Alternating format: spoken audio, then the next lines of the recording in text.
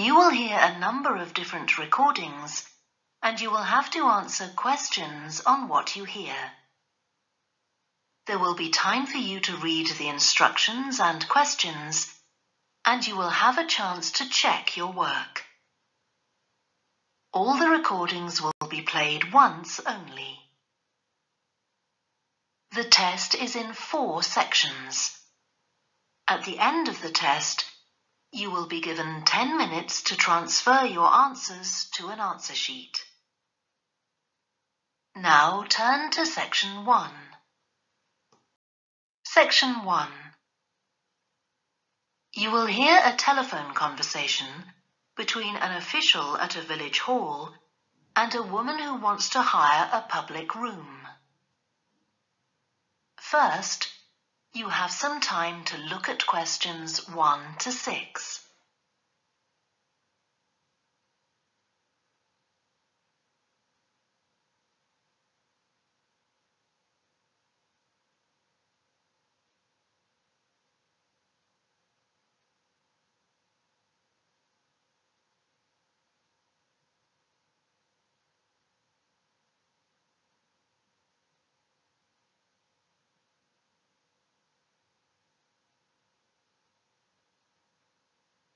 You will see that there is an example that has been done for you. On this occasion only, the conversation relating to this will be played first. Hello? Oh, hello.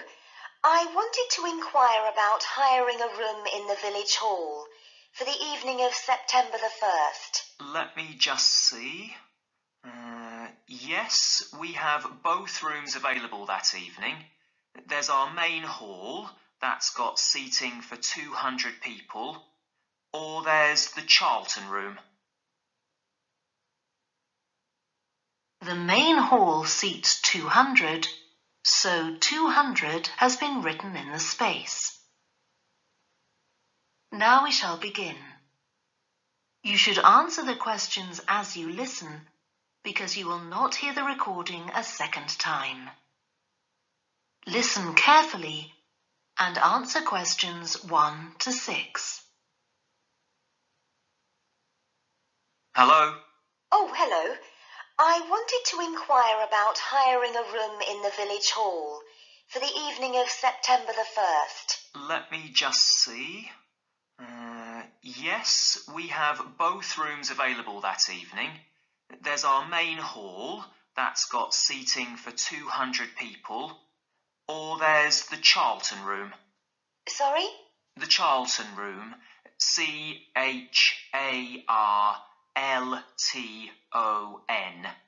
That's got seating for up to 100. Well, we're organising a dinner to raise money for a charity, and we're hoping for at least 150 people. So, I think we'll go for the main hall. How much would that cost? Let's see. You wanted it for the evening of September the 1st? Yes, that's a Saturday. So, from 6 p.m. to midnight, that'd be £115. That's the weekend price.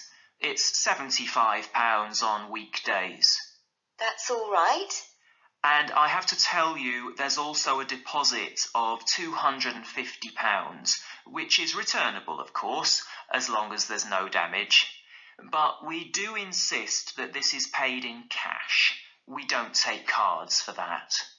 You can pay the actual rent of the room however you like, though. Cash, credit card, cheque. Oh, well, I suppose that's okay.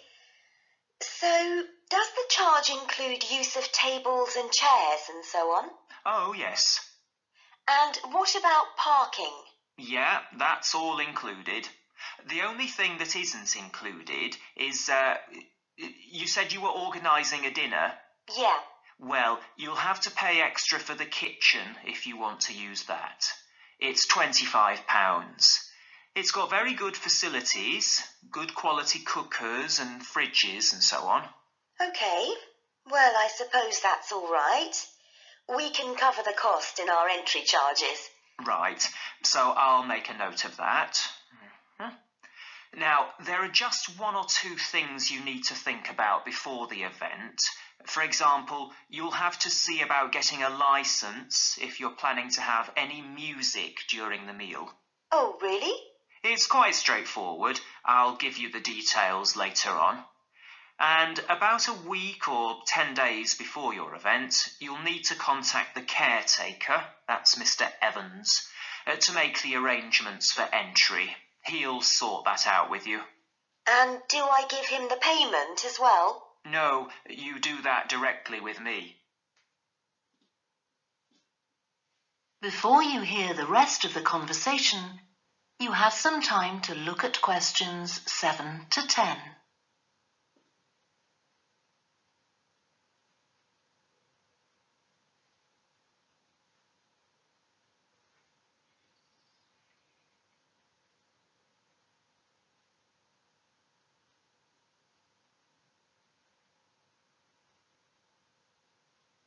Now listen and answer questions 7 to 10.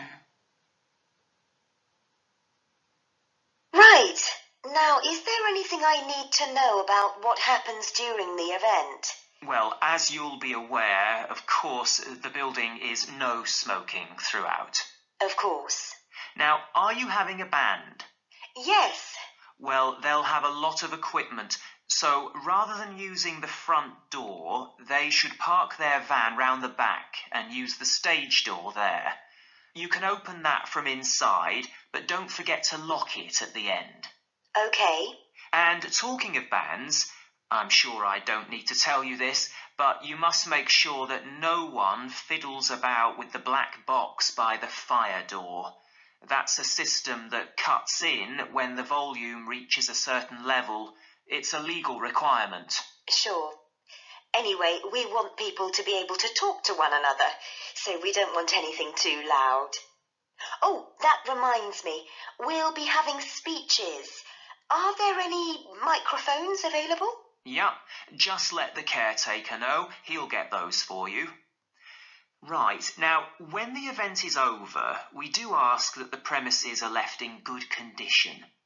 So there's a locked cupboard, and you'll be informed of the code you need to open that. It's got all the cleaning equipment, brushes and detergent and so on. Right. So what do we need to do after everyone's gone? Sweep the floors, I suppose? Well, actually, they have to be washed, not just swept. Then you'll be provided with black plastic bags, so all the rubbish must be collected up and left outside the door. Of course. We'll make sure everything's left tidy. Oh, and I forgot to ask. I presume we can have decorations in the room? Yes, but you must take them down afterwards. Sure. And the chairs and tables should be stacked up neatly at the back of the room. I'll make sure I've got a few people to help me. That is the end of section 1. You now have half a minute to check your answers.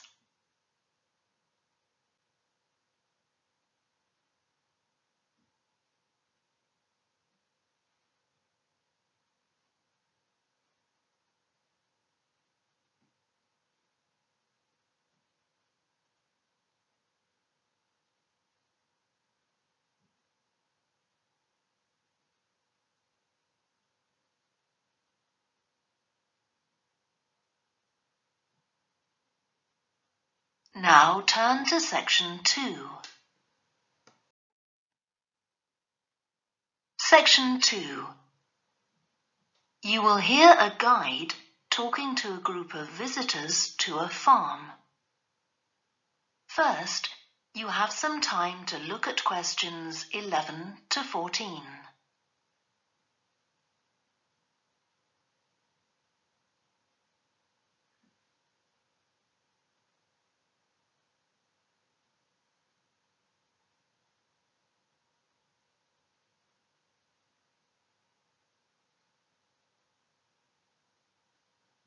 Listen carefully and answer questions 11 to 14. Welcome to the Fiddy Working Heritage Farm. This open-air museum gives you the experience of agriculture and rural life in the English countryside at the end of the 19th century.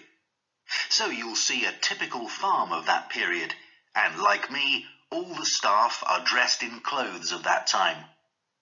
I must give you some advice and safety tips before we go any further.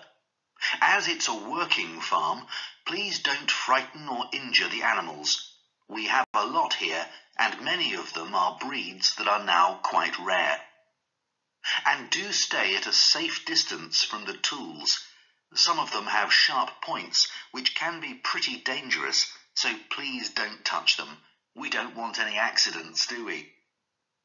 The ground is very uneven, and you might slip if you're wearing sandals, so I'm glad to see you're all wearing shoes. We always advise people to do that. Now, children of all ages are very welcome here, and usually even very young children love the ducks and lambs, so do bring them along next time you come. I don't think any of you have brought dogs with you, but in case you have, I'm afraid they'll have to stay in the car park unless they're guide dogs. I'm sure you'll understand that they could cause a lot of problems on a farm. Before you hear the rest of the talk, you have some time to look at questions 15 to 20.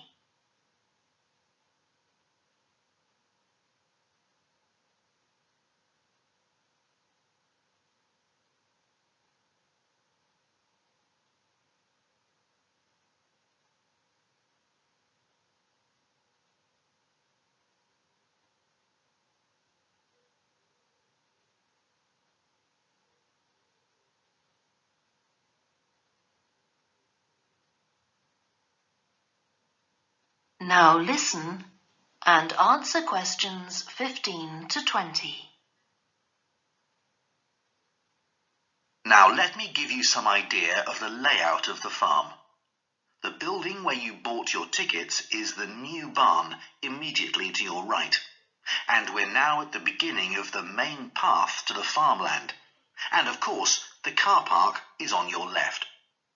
The scarecrow you can see in the car park in the corner beside the main path is a traditional figure for keeping the birds away from crops.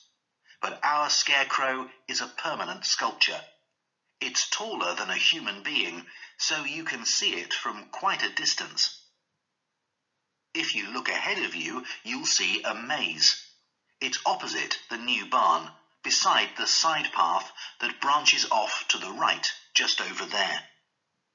The maze is made out of hedges which are too tall for young children to see over them, but it's quite small, so you can't get lost in it. Now, can you see the bridge crossing the fish pool further up the main path? If you want to go to the cafe, go towards the bridge and turn right just before it. Walk along the side path and the cafe's on the first bend you come to. The building was originally the schoolhouse, and it's well over 100 years old.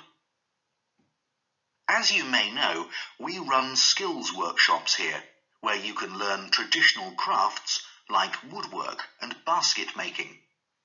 You can see examples of the work and talk to someone about the courses in the Black Barn.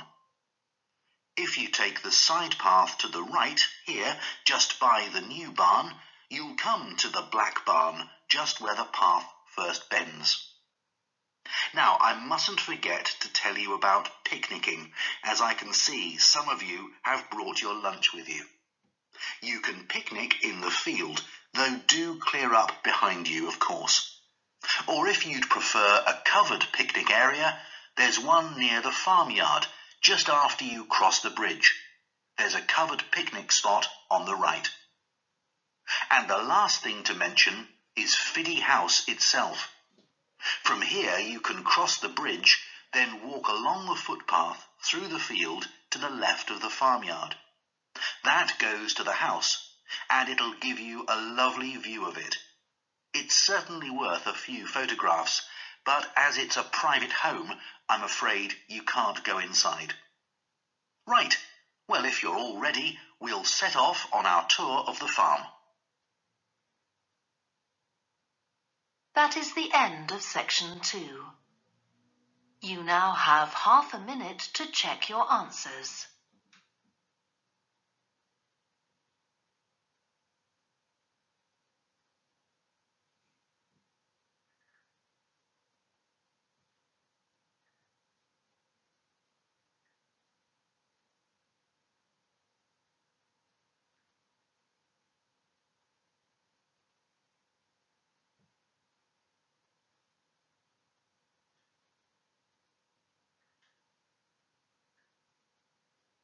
Now turn to section 3.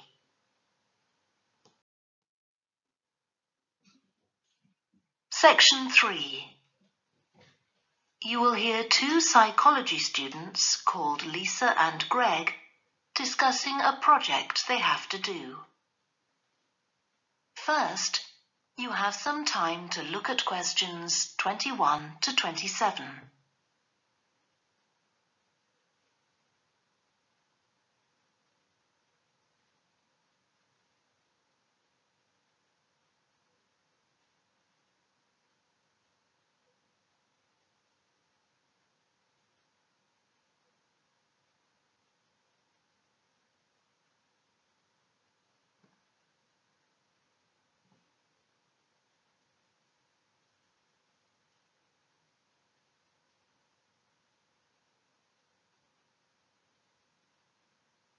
Now listen carefully and answer questions 21 to 27. Okay, Greg, so I finally managed to read the article you mentioned, the one about the study on gender in physics. About the study of college students done by Akira Miyake and his team. Yeah, I was interested that the researchers were actually a mix of psychologists and physicists. That's an unusual combination. Yeah, I got a little confused at first about which students the study was based on. They weren't actually majoring in physics, they were majoring in what's known as the STEM disciplines. That's science, technology, engineering and math. Yes, but they were all doing physics courses as part of their studies. That's correct. So, as I understood it, Miyake and co. started from the fact that women are underrepresented in introductory physics courses at college, and also that on average, the women who do enroll on these courses perform more poorly than the men. No one really knows why this is the case. Yeah, but what the researchers wanted to find out was basically what they could do about the relatively low level of the women's results. But in order to find a solution, they needed to find out more about the nature of the problem. Right. Now, let's see if I can remember. It was that in the physics class, the female students thought the male students all assumed that women weren't any good at physics. Was that it? And they thought that the men expected them to get poor results in their tests. That's what the women thought, and that made them nervous, so they did get poor results. But actually, they were wrong. No one was making any assumptions about the female students at all. Anyway, what Miyake's team did was quite simple, getting the students to do some writing before they went into the physics class. What did they call it? Values affirmation. They had to write an essay focusing on things that were significant to them, not particularly to do with the subject they were studying, but more general things like music or people who mattered to them. Right. So the idea of doing the writing is that this gets the students thinking in a positive way. And putting these thoughts into words can relax them and help them overcome the psychological factors that lead to poor performance. Yeah. But what the researchers in the study hadn't expected was that this one activity raised the women's physics grades from the C to the B range. A huge change. Pity it wasn't to an A, but still. No, but it does suggest that the women were seriously underperforming beforehand in comparison with the men. Yes. Mind you, Miyake's article left out a lot of details, like did the students do the writing just once or several times? And had they been told why they were doing the writing? That might have affected the results. You mean if they know the researchers thought it might help them to improve, then they just try to fulfill that expectation? Exactly. Before you hear the rest of the discussion, you have some time to look at questions 28 to 30.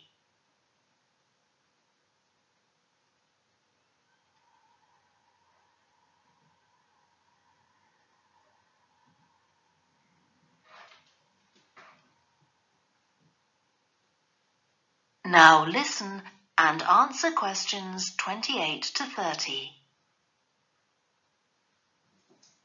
So anyway, I thought for our project we could do a similar study, but investigate whether it really was the writing activity that had that result. Okay, so we could ask them to do a writing task about something completely different, something more factual, like a general knowledge topic. Maybe. Or we could have half the students doing a writing task and half doing something else, like an oral task. Or even half do the same writing task as in the original research and half do a factual writing task. Then we'd see if it really is the topic that made the difference or something else. That's it. Good. So, at our meeting with the supervisor on Monday, we can tell him we've decided on our project. We should have our aims ready by then. I suppose we need to read the original study. The article's just a summary. And there was another article I read by Smolinski. It was about her research on how women and men perform in mixed teams in class, compared with single-sex teams and on their own. Let me guess. The women were better at teamwork. That's what I expected. But actually, the men and the women got the same results, whether they were working in teams or on their own.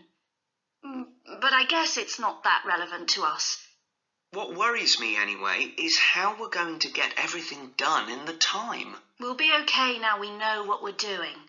Though I'm not clear how we assess whether the students in our experiment actually make any progress or not. No, we may need some advice on that. The main thing's to make sure we have the right size sample, not too big or too small. That shouldn't be difficult. Right, what do we need to do next? We could have a look at the timetable for the science classes, or perhaps we should just make an appointment to see one of the science professors. That'd be better. Great. And we could even get to observe one of the classes. What for? Well, okay, maybe let's just go with your idea. Right, well, I think that's everything for now. That is the end of section 3. You now have half a minute to check your answers.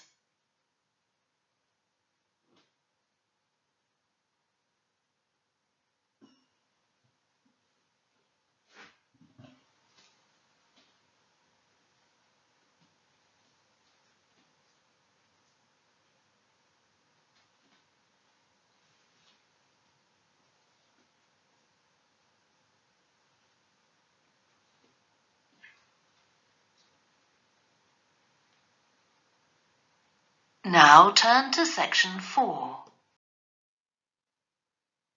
Section 4. You will hear part of a student presentation about the variety of different species that live in the world's oceans. First, you have some time to look at questions 31 to 40.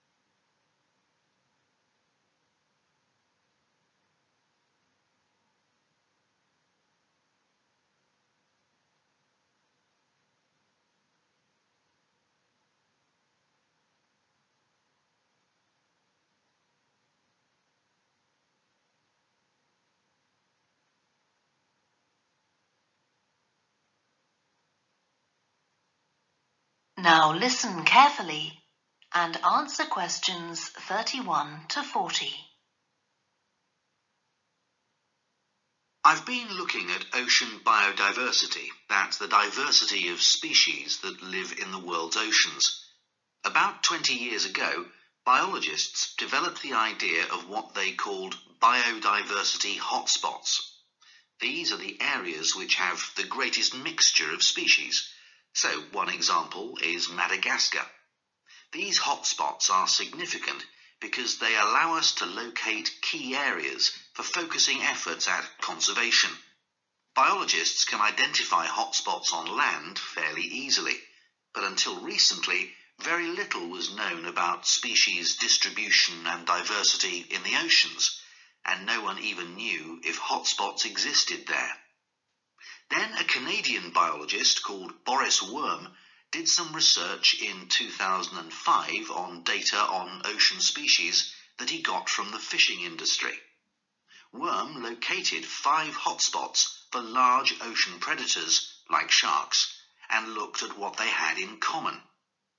The main thing he'd expected to find was that they had very high concentrations of food, but to his surprise, that was only true for 4 of the hotspots. The remaining hotspot was quite badly off in that regard. But what he did find was that in all cases, the water at the surface of the ocean had relatively high temperatures, even when it was cool at greater depths. So this seemed to be a factor in supporting a diverse range of these large predators. However, this wasn't enough on its own, because he also found that the water needed to have enough oxygen in it. So these 2 factors seemed necessary to support the high metabolic rate of these large fish.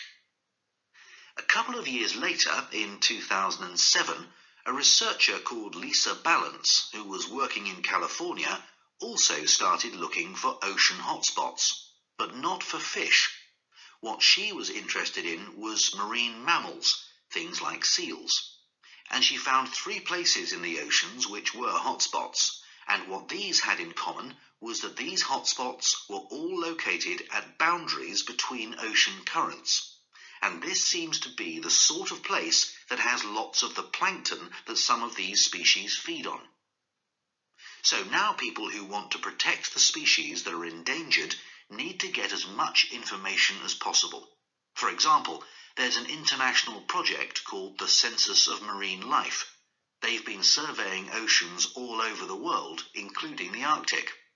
One thing they found there, which stunned other researchers, was that there were large numbers of species which live below the ice, sometimes under a layer up to 20 meters thick. Some of these species had never been seen before. They've even found species of octopus living in these conditions. And other scientists working on the same project but researching very different habitats on the ocean floor have found large numbers of species congregating around volcanoes, attracted to them by the warmth and nutrients there.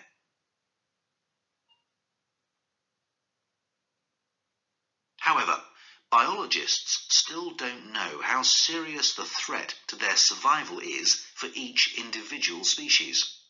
So a body called the Global Marine Species Assessment is now creating a list of endangered species on land, so they consider things like the size of the population, how many members of one species there are in a particular place, and then they look at their distribution in geographical terms, although this is quite difficult when you're looking at fish because they're so mobile.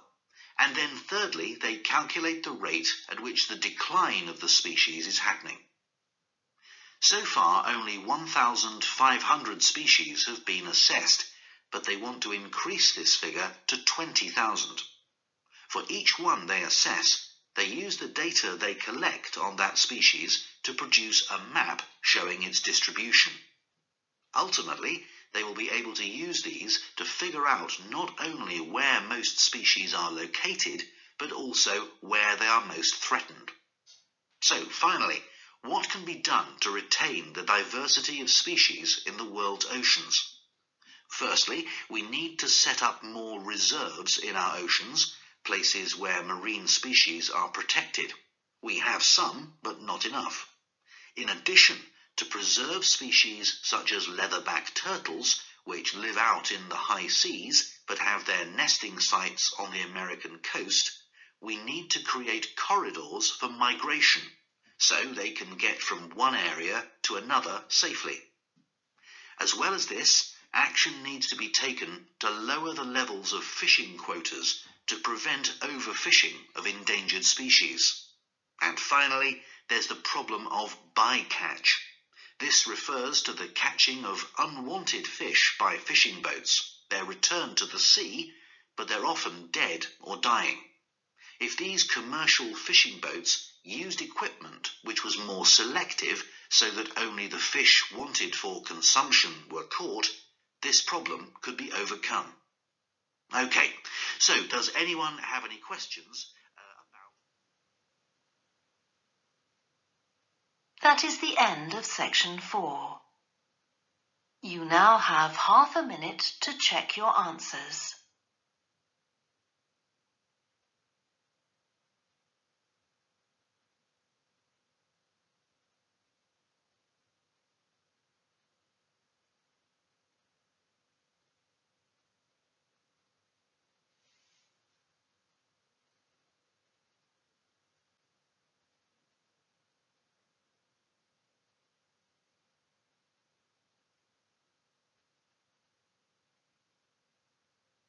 That is the end of the listening test. You now have 10 minutes to transfer your answers to the answer sheet. Please stop writing and wait for your question booklet to be collected.